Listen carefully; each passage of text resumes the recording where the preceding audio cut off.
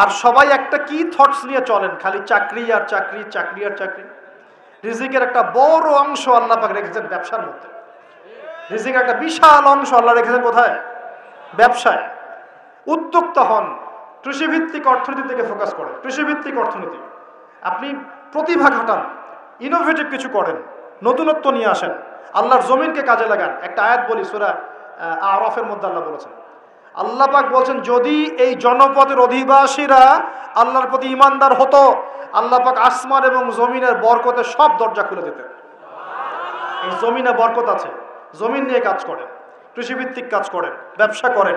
শুধু একটা জিনিস মাথায় ঢুকিয়ে দেওয়া হয়েছে, ডক্টর ইঞ্জিনিয়ার, ডক্টর ইঞ্জিনিয়ার। কেন এগুলো? কেন সবাই সবকিছু হবে না? হালাল রিজিক সার্চ করতে হবে। আল্লাহ সবাইকে তৌফিক এনায়েত করুন বলি আমি। এরপর আমাদের করণীয় হচ্ছে আমাদের প্রত্যেককেই সৎ কাজে আদেশ করতে হবে, অসৎ কাজে নিষেধ করতে হবে। শুধুমাত্র দায়ী আলেম তারাই এই দাওয়াতি কাজ করবেন এমন নয়, সবাইকে দিনের দাওয়াতি কাজের জিম্মেদারি গ্রহণ করতে হবে। দাওয়ার সাথে যারা সম্পৃক্ত আছে তাদের সাথে পরামর্শ করবেন, চলবেন ফিরবেন। তা'মুরুনা বিল মা'রুফ, তোমরা সৎ কাজে আদেশ করবে।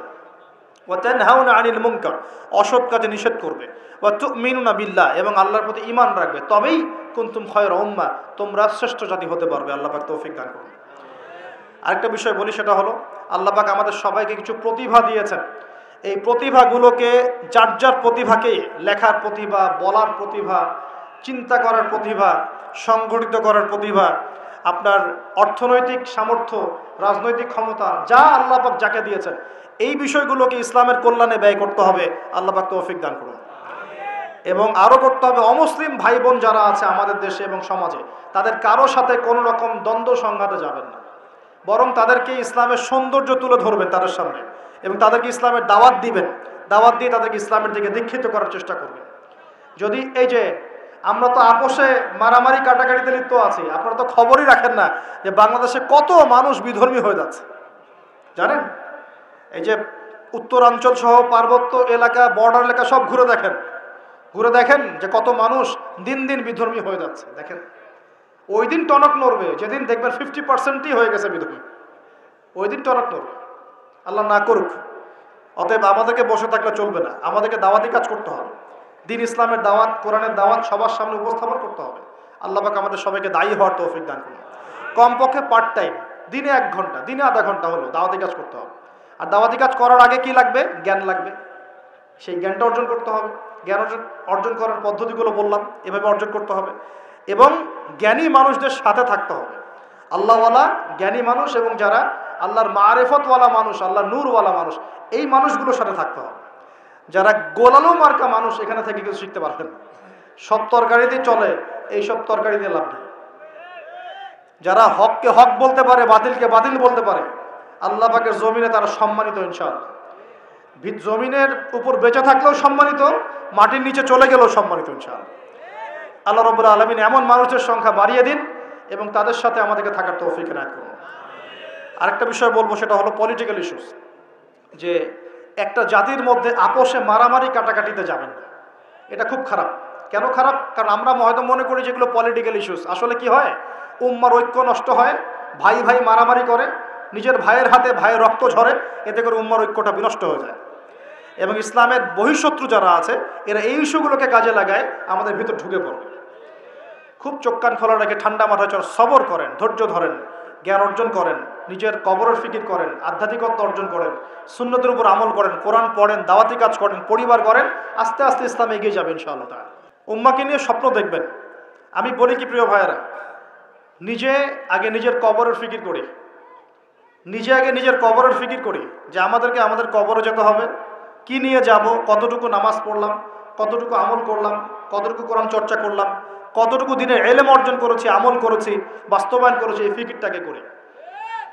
অন্যের পিছনে পড়ে থাকার চাইতে আগে নিজের পিছনে পড়ে থাকি, নিজের চেহারাটাকে আয়নায় দেখি। আল্লাহ পাক তৌফিক দান করুন। এরপর প্রিয় ভাইয়েরা, যেটা বেশি প্রয়োজন সেটা হলো আমাদের সন্তানদেরকে মানুষ করে যাওয়া। আমাদের সন্তানদেরকে মানুষ করে যেতে না পারলে সমস্যা। এখন যা পড়াশোনা হচ্ছে দেখতেই পারছেন কি হচ্ছে, এভাবে চলতে থাকলে সমস্যা আছে। জ্ঞান কাকে বলে? আল্লাহ পাক সূরা আলাকে বলেছেন, ইকরা বিসমি রাব্বিকাল্লাযী খালাক, পড়ো তোমার সেই রবের নামে যিনি তোমাকে সৃষ্টি করেছেন। এই আয়াতের অর্থ কি? প্রত্যেক ইনস্টিটিউশনে আয়াতটা লেখা আছে দেখবেন, কিন্তু অর্থটা কি? অর্থ হচ্ছে, শোনেন, জ্ঞান সেটাই, ইকরা, পড়ুন আপনার রবের নামে। জ্ঞান সেটাই যা আমাকে আমার রবের দিকে নিয়ে যাবে, রবের কাছাকাছি নিয়ে যাবে। যে জ্ঞান আমাকে রব থেকে দূরে সরিয়ে দেয় সেটা জ্ঞান না, সেটা জাহেলিয়াত। তাহলে ভালো করে দেখতে হবে আমি কি পড়ছি, কেন পড়ছি, জ্ঞানের উদ্দেশ্যটা কি। আমার জ্ঞানের উদ্দেশ্য কি খালি দুনিয়া, না পরকালে বাঁচতে হবে? এই বিষয়টা আমাকে দেখতে হবে। সন্তানদেরকে মানুষ করে যান, স্পেশালি যুবকদের দিকে আমি বলবো, ফোকাস করব। এই যুব সমাজের হাতে এই দেশ এবং উম্মার ভবিষ্যৎ নির্ভর করছে। এই যুবকদের হাতেই এই জাতি এবং এই দেশ এবং এই উম্মার ভবিষ্যৎ নির্ভর করছে। অথচ তোমরা কি করছো? অথচ তোমরা বেনামাজি পড়ে আছো, অথচ তোমরা জাকাত দিচ্ছ না, রমজানের রোজা রাখছো না, তোমরা ওযু গোসলের মাসআলা বলতে পারছো না, তোমরা ঈমান আকীদা ঠিক করছো না, নবীর 40 হাদিস মুখস্থ করছো না, কোরআন পড়া শিখছো না। যুবকদের হাতে এই দেশ এবং জাতির ভবিষ্যৎ। সেই যুবকরা পড়ে আছে এখন মাদকের নেশায়। এই যুবকদের একটা বড় অংশ মেয়েদের পিছনে তার জীবন নষ্ট করে দিচ্ছে। এই যুবকদের একটা বড় অংশ এখন পর্নোগ্রাফিতে আসক্ত হয়ে বসে আছে। এটা কিন্তু কেউ অ্যাভয়েড করতে পারবে না। আমরা যারা অনলাইনে ঢুকি, অনলাইনে যারাই ঢুকেছি তাদের চোখে এরকম নগ্নতা পড়েছে। কি দাড়িওয়ালা, কি টুপিওয়ালা, কি আলেমা, কি জালেম, সবার একই অবস্থা। অনলাইনে যে ঢুকেছে তার চোখে নগ্নতা পড়েছেই পড়েছে। আর এটা স্কিপ করার তো বুদ্ধি নাই, চালাতে হচ্ছে আপনাকে। কোনো কোনো সময় হোয়াটসঅ্যাপ চেক করতে হচ্ছে, ফেসবুক অ্যাকাউন্ট প্রয়োজন হচ্ছে, কারণ আপনি খবর রাখতে চাচ্ছেন। ইউটিউবিং করতে হচ্ছে, ইউটিউব দেখতে হচ্ছে। একটা ভালো কিছু দেখবেন, সেখানেও অ্যাড চলে আসছে। অতএব এখানে কি করব? ফাত্তাকুল্লাহ মাস্তাতাতুম, সাধ্যমতো আল্লাহকে ভয় করতে হবে, চরিত্র পবিত্র রাখতে হবে। হালাল উপার্জনের সোর্স তৈরি করা মাত্রই বিয়ে করে ফেলতে হবে। বিয়ে ছাড়া চরিত্র হেফাজতের অন্য কোনো পদ্ধতি নেই। এই চিরকুমার সঙ্গটঙ্গ যোগ দিয়ে লাভ নাই। আর যতই হারাম প্রেম করেন না কেন, এই প্রেমগুলো আপনাকে মনে শান্তি দিবে না। এগুলো আপনাকে অস্থির করে রাখবে। কেন? কারণ এটা হারাম, এটা হারাম। আর যখন হালাল ভালোবাসা আপনি পাবেন, হালাল ভালোবাসা যেটা আল্লাহ পাক নাজিল করেন, তখন ইনশাআল্লাহ আপনার মনের মতো স্ত্রী না হলেও দেখবেন আপনি তার সাথে সারা জীবন কাটিয়ে দিচ্ছেন। কারণ এই ভালোবাসা আল্লাহর পক্ষ থেকে আসবে। এখানে শুধু এই যে কিছু মানুষ মনে করে বিয়ে মানে যৌনতা, তাই না? এটা একটা কনসেপ্ট তৈরি করে দেওয়া আছে, বিয়ে মানে মনে হয় যৌনতা। আসলে বিয়ে যৌনতার বৈধ একটা পথ মাত্র, এটা হালাল একটা পথ মাত্র। এখানে আরো বড় বিষয়টা হচ্ছে দায়িত্ববোধ। দায়িত্ব, একটা মানুষের দায়িত্ব নেয়া, তার অভিভাবক হওয়া, তার সাথে জীবনের সুখ দুঃখ হাসি কান্নাকে ভাগাভাগি করে নেয়া, তার সাথে জীবনের উদ্দেশ্য ফিক্স করা, কষ্ট করে হলেও, সবর করে হলেও, সুখে দুঃখে পাশে থাকা। স্বপ্ন মানে পাশে থাকা। স্বপ্ন মানে কি? পাশে থাকা। তার দায়িত্ব নেয়া, রেসপন্সিবিলিটি নেয়া, তাকে খাওয়ানো, তার ভরণ পোষণ দেয়া। কেউ যদি আপনার স্ত্রীর দিকে খারাপ চোখে তাকায়, আপনি তার চোখটা পর্যন্ত তুলে ফেলবেন, এর নাম বিয়ে। এই কাজ করবেন না? এই কাজ করবেন। তো এখানে যৌনতা মানেই মনে হয় যৌনতা, বিষয়টা এমন নয়। এখানে অনেক বিষয় জড়িত আছে। এই কারণে এটা পবিত্র সম্পর্ক, এটা মিসাকুন গালিজ, এটা কঠিন অঙ্গীকার আল্লাহর পক্ষ থেকে। এই কারণে দেখা যায় অনেক চড়াই উতরাই পার হলেও বৈবাহিক সম্পর্ক ঠিক থাকে না? কিন্তু যত দিন যাচ্ছে কি হচ্ছে? এই ভাঙনগুলো বাড়ছে। কেন বাড়ছে? বিকজ বিয়ের আগে প্রেম, বিয়ের আগে অমুকের সাথে প্রেম, অমুক জেনা, পর্নোগ্রাফিতে আসক্ত, পরকিয়া, ওই সিরিয়ালস, পশ্চিমা সংস্কৃতি, হ্যাঁ, বস্তুবাদিতায়, সব মিলিয়ে বিয়েগুলো ভেঙে ভেঙে যাচ্ছে। এখন পরিবারগুলো নষ্ট হয়ে যাচ্ছে না? আর আমি একটা লেকচারে বলেছি না, পুরুষ মানুষ বোকা। পুরুষ মানুষ কেন বোকা? কারণ সে সবাইকে খুশি করতে চায়। সে চায় মা সুখে থাক, বোন সুখে থাক, স্ত্রী সুখে থাক, যদি আরও স্ত্রী থাকে ও সুখে থাক, সন্তানরা সুখে থাক, সবাই ভালো থাক। এবং তাদের ভালোর জন্য তারা কত কষ্ট করে, দিন রাত ডিউটি করে, অফিসে যায় আসে, জ্যাম ফেস করে, মানসিক প্রেশার নেয়, শারীরিক প্রেশার নেয়, নেয় না? অথচ এই কষ্ট কিন্তু মহিলারা বোঝে না। বোঝে? সবাই বোঝে না। আছে অনেক ভালো স্ত্রী আছে, কিন্তু সবাই কিন্তু বোঝে না।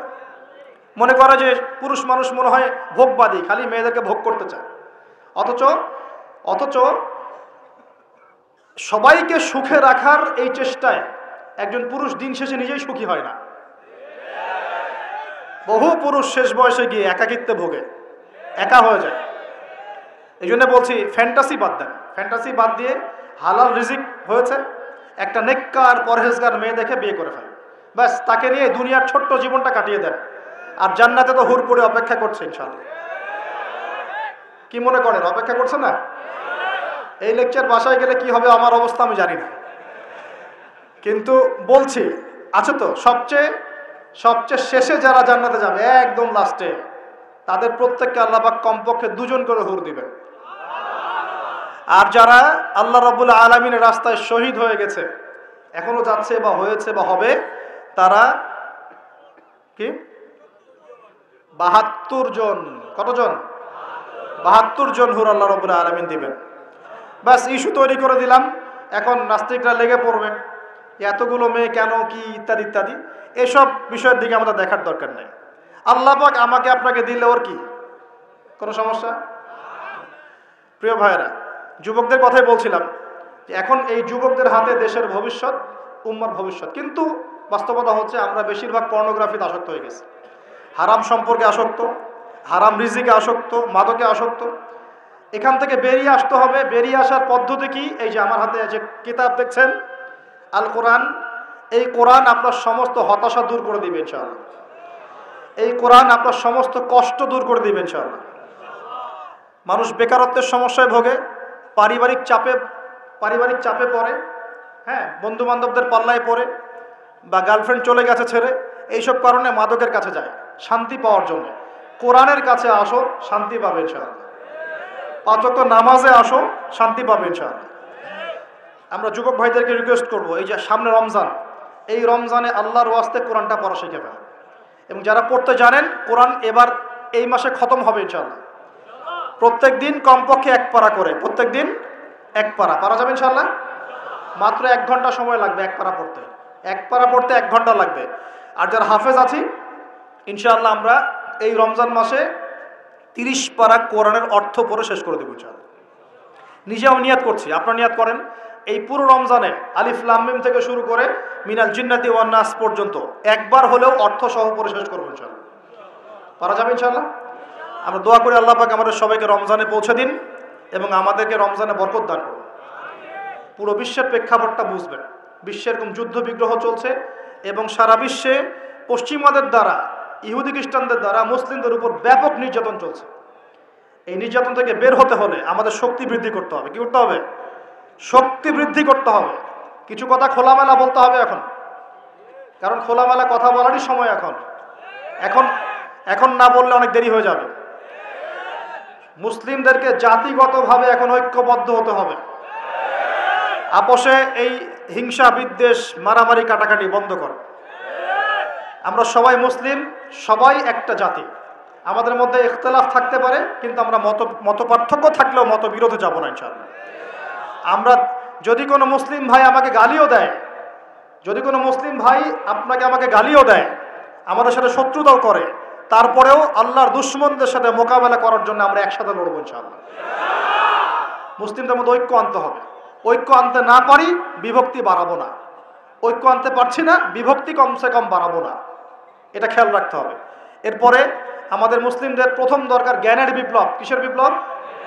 কোরআনের জ্ঞান, হাদিসের জ্ঞান, এই যে ইসলামের জ্ঞান, দ্বীনের জ্ঞান এবং দুনিয়াবি জ্ঞান, এই সমস্ত রকম জ্ঞানকে একত্রিত করে এমন শিক্ষা গ্রহণ করতে হবে যে ইনশাআল্লাহ আগামী দিনে যেন আমরা আগামী 10 থেকে 20 বছর পর এই কোরআন সুন্নাহর জ্ঞানকে দিয়ে বিশ্বকে চ্যালেঞ্জ করতে পারি। এমন প্রজন্ম তৈরি করতে হবে। আল্লাহ পাক তৌফিক দান করুন।